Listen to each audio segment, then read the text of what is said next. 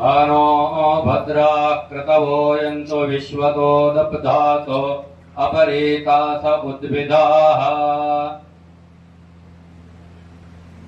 ಈ ಮಂತ್ರದ ಅರ್ಥ ಈ ಮನೆಯಲ್ಲಿ ಒಂದು ಕ್ಷಣಕಾಲ ಚಿಂತನೆಯನ್ನ ಮಾಡಬೇಕಾಗ್ತದೆ. ಈ ಮಂತ್ರದ ಅರ್ಥ ಏನು ಅಂತ ಕೇಳಿದ್ರೆ, ಪ್ರಪಂಚದ ಎಲ್ಲ ಕಡೆಯಿಂದಲೂ ಕೂಡ ನಮ್ಮ ಕಿವಿಗೆ ಒಳ್ಳೊಳ್ಳೆಯ ಸುದ್ದಿಗಳು ಬರಲಿ ಎನ್ನುವಂತ ವಿಚಾರ. ಅಂದ್ರೆ ಹೇಗೆ ಬರಬೇಕು ಅಂದ್ರೆ, ಕ್ರತವೋ ಎಂತೋ ವಿಶ್ವತಃ, ಯಜ್ಞ ಯಾಗಾದಿಗಳಿಂದ ಆದಂತಹ ಪುಣ್ಯ ಫಲದ ಸುದ್ದಿಗಳು ಬರಲಿ ಎನ್ನುವುದಾಗಿ. ಹೇಗೆ ಅಂತ ಕೇಳಿದ್ರೆ, ಆಚಿನೋತಿ ಚ ಶಾಸ್ತ್ರಾಣಿ ಆಚಾರೇ ಸ್ಥಾಪಯತ್ಯಪಿ ಸ್ವಯಂ ಆಚರತೆ ಯಸ್ತು ಆಚಾರ್ಯ ಇತಿ ಅಭಿಧೀಯತೆ. ನಮ್ಮ ಧರ್ಮ ಶಾಸ್ತ್ರ ಅಥವಾ ವೇದ ಪುರಾಣಗಳನ್ನ ಅನುಷ್ಠಾನಾದಿಗಳನ್ನ ತಾನು ತಿಳಿದು ತನ್ನ ಆಚಾರದಲ್ಲಿ ಇಟ್ಟುಕೊಂಡು ಬೇರೆಯವರಿಗೆ ಉಪದೇಶವನ್ನ ಮಾಡುವಂತವನನ್ನ ಆಚಾರ್ಯ ಅಂತ ಕರೆಯಬೇಕು ಅಂತ ಹೇಳಿದ್ದಾರೆ. ಪ್ರಕೃತದಲ್ಲಿ ಯಾಕೆ ಅಂತ ಕೇಳಿದ್ರೆ, ಈ ಮನೆ ಎನ್ನತಕ್ಕಂತಹದ್ದು ಒಂದು ಆದರ್ಶವಾಗಿ ಲೋಕಕ್ಕೆ ಬೇಕಾದಂತ ಮನೆಯಾಗಿ ಇರತಕ್ಕಂತ ಒಂದು ಸ್ಥಾನವನ್ನ ಹೊಂದಿದೆ. ಈ ಮನೆಯಲ್ಲಿ ಹುಟ್ಟತಕ್ಕಂತಹ ಪುರುಷರು ಲೋಕಕ್ಕೆ ಬದುಕಿನ ದಾರಿಯನ್ನ ತೋರಿಸುವಂತಹ ಒಂದು ವ್ಯವಸ್ಥೆಯಲ್ಲಿ ಹೋಗ್ತಾ ಬಂದಂತಹ ಪಾರಂಪರಿಕವಾದ ಪೌರೋಹಿತ್ಯ ಮನೆತನದಲ್ಲಿ ಇರತಕ್ಕಂಥದ್ದು. ಅದನ್ನ ಯಾಕೆ ಅಂತ ಕೇಳಿದ್ರೆ, ಬ್ರಾಹ್ಮಣನಾದವನಿಗೆ ಷಟ್ಕರ್ಮಾಧಿಕಾರಿ ಅಂತ ಕರೀತಾರೆ. ಷಟ್ಕರ್ಮಾಧಿಕಾರಿ ಅಂದ್ರೆ ಯಜನ, ಅಧ್ಯಯನ, ಅಧ್ಯಾಪನ, ಯಜನ, ಯಾಜನ, ದಾನ, ಪ್ರತಿಗ್ರಹ. ಮೊದಲು ತಾನು ವಿದ್ಯೆಯನ್ನ ಕಲಿತುಕೊಳ್ಳಬೇಕು, ಬೇರೆಯವರಿಗೆ ವಿದ್ಯೆಯನ್ನ ಕಲಿಸಬೇಕು. ತಾನು ಮನೆಯಲ್ಲಿ ಹೋಮ ಪೂಜಾದಿಗಳನ್ನ ಮಾಡಬೇಕು, ಆ ನಂತರದಲ್ಲಿ ಬೇರೆಯವರ ಮನೆಗೆ ಮಾಡಲಿಕ್ಕೆ ಹೋಗಬೇಕು. ಹಾಗೂ ತಾನು ದಾನ ಧರ್ಮಾದಿಗಳನ್ನ ಮನೆಯಲ್ಲಿ ಮಾಡಬೇಕು, ಆ ನಂತರ ಬೇರೆಯವರಿಂದ ದಾನವನ್ನ ಮಾಡಿಸಿ ತಾನು ಪ್ರತಿಗ್ರಹವನ್ನು ಮಾಡಬೇಕು. ಇದಕ್ಕೆ ಬ್ರಾಹ್ಮಣನಾದವನಿಗೆ ಷಟ್ಕರ್ಮಾಧಿಕಾರಿ ಅಂತ ಕರೆದವರು. ಅದಕ್ಕಿಂತ ಮುಂದಿರತಕ್ಕಂತ ಆ ವರ್ಣಾಶ್ರಮ ತ್ರಯಗಳಿಗೆ ಇರತಕ್ಕಂತಹದ್ದು ತ್ರಿಕರ್ಮಕ್ಕೆ ಮಾತ್ರ ಅಧಿಕಾರ ಎನ್ನತಕ್ಕಂತಹದ್ದು.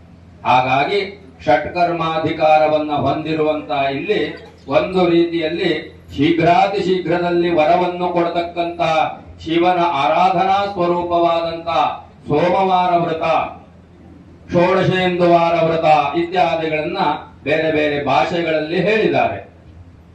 ಆ ಶಾಸ್ತ್ರ ಅಥವಾ ಆ ವ್ರತ, ಆ ನಿಯಮ, ಅದರ ಬಗ್ಗೆ ಪ್ರತಿಯೊಂದರಲ್ಲಿಯೂ ಕೂಡ ತಾನು ಮಾಡತಕ್ಕಂತ ಕರ್ತವ್ಯಗಳಲ್ಲಿ ಶ್ರದ್ಧೆ, ಭಕ್ತಿ, ವಿಶ್ವಾಸ, ನಿಷ್ಠೆ ಇದ್ದಾಗ ಮಾತ್ರ ಅದರ ಬಗ್ಗೆ ವಿಶೇಷವಾದಂತಹ ಒಂದು ಶಕ್ತಿ ಅಥವಾ ಒಲವು ಬರುತ್ತದೆ.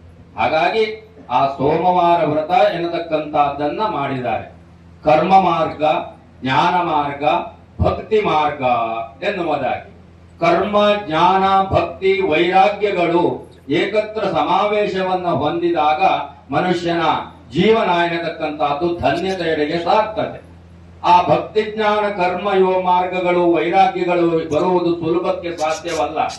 ಬಹುಜನ್ಮ ಜನ್ಮಾಂತರದಲ್ಲಿ ಯತತಾನಾಮಪಿ ಸಿದ್ಧಾನಾಂ ಅಂತ ಮನುಷ್ಯ, ಕೋಟಿ ಕೋಟಿ ಮನುಷ್ಯರಲ್ಲಿ ಯಾರೋ ಒಬ್ಬನು ಭಗವಂತನನ್ನು ತಿಳಿಯಬೇಕು ಎನ್ನುವುದಾಗಿ ವ್ರತವನ್ನೋ, ನಿಯಮವನ್ನೋ, ಆಚರಣೆಯನ್ನೋ ಇತ್ಯಾದಿಗಳನ್ನ ಮಾಡ್ತಾನೆ. ಆ ರೀತಿ ಮಾಡುವ ಕೋಟಿಗಟ್ಟಲೆ ಮನುಷ್ಯರಲ್ಲಿ ಯಾರೋ ಒಬ್ಬ ಭಗವಂತನನ್ನ ತಿಳಿಯುತ್ತಾನೆ. ಹಾಗಾಗಿ ವ್ರತ ನಿಯಮಗಳೆಲ್ಲವೂ ಕೂಡ ನಮ್ಮ ಅಂತರಂಗ ಶುದ್ಧಿಗೆ ಇರತಕ್ಕಂಥವುಗಳು. ಅಂತಹ ವ್ರತ ಅನುಷ್ಠಾನ ನಿಯಮಗಳು ಅಂತರಂಗ ಶುದ್ಧಿಯನ್ನ ಕೊಡ್ಲಿಕ್ಕೋಸ್ಕರ. ಯಾತಕ್ಕೆ ಅಂತ ಕೇಳಿದ್ರೆ, ಚಿತ್ತಶುದ್ಧಿ ಆಗದ ಹೊರತು ಜನ್ಮ ಸಾರ್ಥಕ್ಯತೆ ಆಗುವುದಿಲ್ಲ. ಇದು ಶಾಸ್ತ್ರಗಳ ಅಭಿಪ್ರಾಯ. ಚಿತ್ತಶುದ್ಧಿ, ಚಿತ್ತಸ್ಯ ಶುದ್ಧಯೇ ಕರ್ಮ ನತು ವಸ್ತೂಪಲಬ್ಧಯೇ. ಒಂದು ವಸ್ತುವನ್ನ ಪಡೆಯಬೇಕು ಅಂತ ಆದ್ರೆ ಅದು ಕರ್ಮದಿಂದ ಸಾಧ್ಯ ಅಂತಲ್ಲ, ಪರಂಪರೆಯ ಕರ್ಮ, ಜ್ಞಾನ, ಆ ಜ್ಞಾನದಿಂದ ಪ್ರಾಪ್ತಿ. ಹೀಗಿರುವುದರಿಂದ ವ್ರತಗಳನ್ನ. ಇನ್ನೊಂದೆಡೆಯಲ್ಲಿ ಶಿವನಿಗೆ ಉಪಸ್ತಂಭಕವಾಗಿ ಇರತಕ್ಕಂತ ರುದ್ರನ ಆರಾಧನೆ. ಈಗಾಗಲೇ ಪುರೋಹಿತರು ನಮ್ಮ ಕಣ್ಣೀರನ್ನು ಒರೆಸ್ತಕ್ಕಂತಹ ದೇವನನ್ನ ರುದ್ರ ಅಂತ ಕರೆದಿದ್ದಾರೆ ಶಾಸ್ತ್ರದಲ್ಲಿ ಅಂತ ತಿಳಿಸಿದ್ದಾರೆ ತಮಗೆ. ಆದರೂ ಕೂಡ ಹೇಳಬೇಕಾಗ್ತದೆ, ಆ ಕಣ್ಣೀರನ್ನು ಒರೆಸ್ತಕ್ಕಂತಹ ದೇವನ ಮಂತ್ರಗಳಲ್ಲಿ ಶುರುವಾಗಿರ್ತಕ್ಕಂತಹದ್ದು ಒಂದು ಗಣಪತಿಗೆ, ಒಂದು ಶಿವನಿಗೆ. ಮಂತ್ರಗಳಲ್ಲಿ ನಮಸ್ತೆ ಎನ್ನತಕ್ಕಂತಹ ಶಬ್ದದಿಂದ ಶುರುವಾಗತಕ್ಕಂತಹದ್ದು.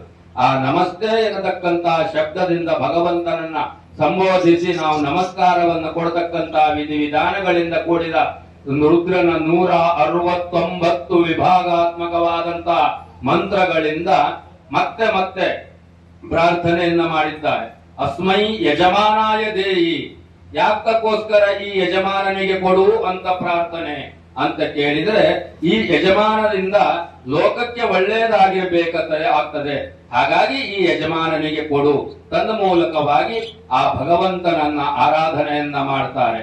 ವಿಶ್ವಂ ಭೂತಂ ಭುವನಂ ಚಿತ್ರಂ ಬಹುಧ ಜಾತಂ ಜಾಯಮಾನಂ ಚಯತ್. ಆ ಪ್ರಪಂಚದ ವ್ಯಕ್ತತೆ ಇರತಕ್ಕಂತಹದ್ದು ಅಭಿವ್ಯಕ್ತಿ ಆಗದೇ ಇರುವಾಗ ತಾನು ಅಭಿವ್ಯಕ್ತಿ ಆಗಬೇಕು ಅಂತ ಯೋಚಿಸಿ ಬಹಳಷ್ಟು ಚಿಂತಿಸಿ ಈ ಬ್ರಹ್ಮಾದಿ ಸ್ತಂಭ ಪರ್ಯಂತರವಾದಂತ ನಾಮರೂಪಾತ್ಮಕವಾದಂತಹ ಚರಾಚರಗಳೆಲ್ಲವನ್ನು ಸೃಷ್ಟಿಸಿದಾಗ ಆ ಜಗತ್ತು ಸೃಷ್ಟಿಯಾಯಿತು ಅಂತ ಒಂದು ಮಾತನ್ನ ಉಪನಿಷತ್ತುಗಳು ಹೇಳುತ್ತವೆ. ಆ ಉಪನಿಷತ್ತಿನ ಪ್ರಕಾರ ಈ ಪ್ರಪಂಚದಲ್ಲಿ ಸೃಷ್ಟಿಯಾದದ್ದನ್ನೆಲ್ಲ ಸಂರಕ್ಷಣೆ ಮಾಡಿಕೊಳ್ಳತಕ್ಕಂತಹದ್ದು ನಮಗೆ ಇರತಕ್ಕಂತ ಹೊಣೆಯನ್ನು ಕೂಡ ಭಗವಂತ ಕೊಟ್ಟಿದ್ದಾನೆ. ಹಾಗಾಗಿ ನಾವು ಬೇಡತಕ್ಕಂತಹದ್ದೇನು ಅಂತ ಕೇಳಿದ್ರೆ ಭಗವಂತನಲ್ಲಿ ಅಸ್ಮಿನ್ ಗ್ರಾಮೇ ಪುಷ್ಟಿಂ ಅನಾತುರಂ, ವೃಷ್ಟಿ ವೈಕೃತವಾದಂತಹ ಕಾರಣಕ್ಕೋ ಪಂಚಭೂತಗಳ ಪ್ರಕೋಪದ ಕಾರಣಕ್ಕೋ ಪ್ರಪಂಚದಲ್ಲಿ ಆಗಬರಬಾರದಂತಹ ಅವಘಡಗಳು ಆಗ್ತಾ ಇರ್ತಕ್ಕಂತಹದ್ದು ಹೆಚ್ಚಾಗಿದ್ದಾಗ ಯಜ್ಞಯಾಗಾದಿಗಳನ್ನ ಮಾಡುವುದರಿಂದ ಅದನ್ನ ತಡೆಯಬಹುದು ಎಂಬುದಾಗಿ ಋಷಿ ಮುನಿಗಳು ತಮ್ಮ ಮಾನವ ಪರಂಪರೆಗೆ ಅಪ್ಪಣೆಯನ್ನು ಕೊಟ್ಟದ್ದ ಕಾರಣಕ್ಕಾಗಿ ಈ ಗ್ರಾಮದಲ್ಲಿಯೇ ಅಸ್ಮಿನ್ ಗ್ರಾಮೇ ಪುಷ್ಟಿಂ ಅನಾತುರಂ, ಭಗವಂತನಲ್ಲಿ ಮತ್ತೆ ಮತ್ತೆ ಬೇಡಿದ್ದೇನು ಅಂತ ಕೇಳಿದ್ರೆ ಈ ಗ್ರಾಮದಲ್ಲಿ ಯಾವುದೇ ಕ್ಷಾಮ ಡಾಮರಾದಿಗಳು ಉಂಟಾಗದೇ ಇರಲಿ, ಯಾವುದೇ ಉಪಪ್ಲವಗಳು ಆಗದೇ ಇರಲಿ, ಎಲ್ಲರೂ ಕೂಡ ಸರ್ವಮಂಗಲೆಯಾಗಿರ್ತಕ್ಕಂಥ ಶಕ್ತಿ ದೇವತೆಯ ಅನುಗ್ರಹದಿಂದಲೂ ಶಿವನ ಅನುಗ್ರಹದಿಂದಲೂ ನಮ್ಮನ್ನ ಕಾಪಾಡತಕ್ಕಂಥವುಗಳು, ನಮ್ಮವರನ್ನೂ ಕಾಪಾಡತಕ್ಕಂಥವುಗಳು. ಹೇಗೆ ಹಿಂದಿನ ಕಾಲಗಳಲ್ಲಿ ಕುದುರೆ 4 ಕಾಲಿನವಾಗಿತ್ತು, ಅಂತಹ ಅಶ್ವವೇಗ ಅಶ್ವಶಕ್ತಿ ಅನ್ನತಕ್ಕಂಥದ್ದು. ಆ ಅಶ್ವಶಕ್ತಿಯನ್ನೇ ಇವತ್ತು ಹಾರ್ಸ್ ಫೋರ್ಸ್ ಅಂತೇಳಿ ಕರೆದಿದ್ದಾರೆ. ಅಂದ್ರೆ ಏನು ಅಂತ, ನಮ್ಮ ದ್ವಿಚಕ್ರ ವಾಹನಗಳಿಗೆ ತೊಂದರೆ ಮಾಡಬೇಡ, ನಮ್ಮ ಚತುಶ್ಚಕ್ರ ವಾಹನಗಳಿಗೆ ತೊಂದರೆ ಮಾಡಬೇಡ. ಮಾನೋ ಮಹಾಂತ ಮುದಮಾನೋ ಅರ್ಪಕಂ, ನಮ್ಮ ಶಿಶುಗಳಿಗೆ ತೊಂದರೆ ಮಾಡಬೇಡ. ಮಾನ ಉಕ್ಷಂತ ಮುದಮಾನ ಉಕ್ಷಿತಂ ಮಾನೋವಧಿ ಪಿತರಂ ಮಾತ ಉದ ಮಾತರಂ, ನಮ್ಮ ತಂದೆ ತಾಯಿಗಳಿಗೆ ತೊಂದರೆಯನ್ನ ಎಂದಿಗೂ ಮಾಡಬೇಡ. ಪ್ರಕೃತದಲ್ಲಿ ಯಜಮಾನರ ಹೇಳಿಕೆಯ ಪ್ರಕಾರ ಭಾವನಾತ್ಮಕವಾಗಿರ್ತಕ್ಕಂಥ ಭಗವಂತ ಸಂಪತ್ತನ್ನ ಬೇಕಷ್ಟು ಕೊಟ್ಟಿದ್ದಾನೆ. ಎಲ್ಲದಕ್ಕೂ ಯೋಗ ಇರತಕ್ಕಂತಹದ್ದು. ಆತ್ಮನಾಸಹ ಪರಮಾತ್ಮ, ಆತ್ಮ ಪರಮಾತ್ಮನಾಥ ಯುಜ್ಯತೆ ಇತಿ ಯೋಗ. ಏನನ್ನ ಪಡೆದ್ರೆ ಮತ್ತೇನನ್ನೂ ಪಡೆಯಬೇಕು ಅಂತ ಅನ್ನಿಸುವುದಿಲ್ಲವೋ ಅದನ್ನೇ ಯೋಗ ಅಂತ ಕರೆದಿದ್ದಾರೆ. ಯಾತ್ರಾ ಫಲ ಆಗಬೇಕು ಎನ್ನತಕ್ಕಂತಹದ್ರಲ್ಲಿ ದೇವರು ಕೊಟ್ಟಂತಹದ್ದೆಲ್ಲದೂ ಹೌದು. ಕೊಟ್ಟಂತ ಆರೋಗ್ಯವನ್ನ ಕಸಿದುಕೊಂಡಾಗ ಆ ಯೋಚನೆ ಬರುವುದು ಸಹಜ. ನಮ್ಮ ಅತ್ತೆ ಮಾವಂದರಿಗೆ ಆ ಕಾಶಿ ಯಾತ್ರೆಯ ಈ ಸೋಮವಾರ ವ್ರತದ ವಿಶೇಷತೆಯಿಂದಾಗಿ ವಿಶಾಲಾಕ್ಷಿ ವಿಶ್ವನಾಥರ ದರ್ಶನವೂ ಕೂಡ ಆಗಿದೆ ಎನ್ನತಕ್ಕಂತ ಆ ಒಂದು ಹೆಚ್ಚಿನದಾದಂತ ನಂಬುಗೆ ಆ ಕರ್ಮದಲ್ಲಿಯೇ ಅಡಕವಾಗಿರ್ತಕ್ಕಂತಹದ್ದು.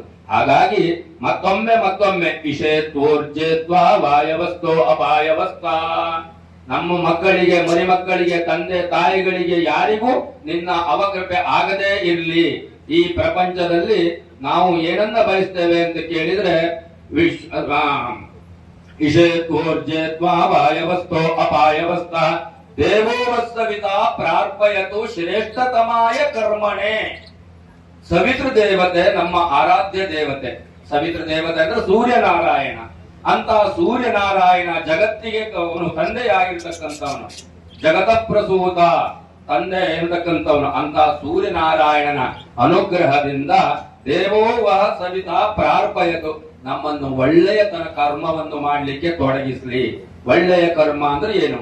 ನಮ್ಮ ಪರಂಪರೆಯಲ್ಲಿ ಹೇಳಿರ್ತಕ್ಕಂತ, ನಮ್ಮ ಹಿರಿಯರು ಆಚರಣೆ ಮಾಡದೇ ಇರತಕ್ಕಂತ ಕರ್ಮಕ್ಕೆ ತೊಡಗಿಸುವುದು ಬೇಡ.